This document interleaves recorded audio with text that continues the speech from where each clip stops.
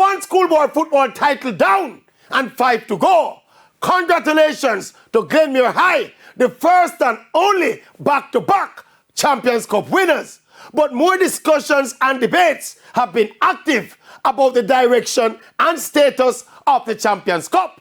What's been happening with what was a great concept that seems watered down over recent years compared to the massive spectacle it was at the inception?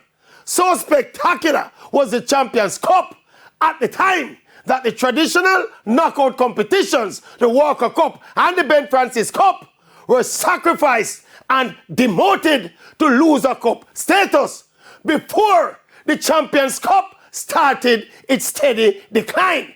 Some say Issa should reinstate the Walker and Ben Francis Cups to their original status and be away with the Champions Cup if it's gonna continue to lose its clout. What you say? Eh? What you say?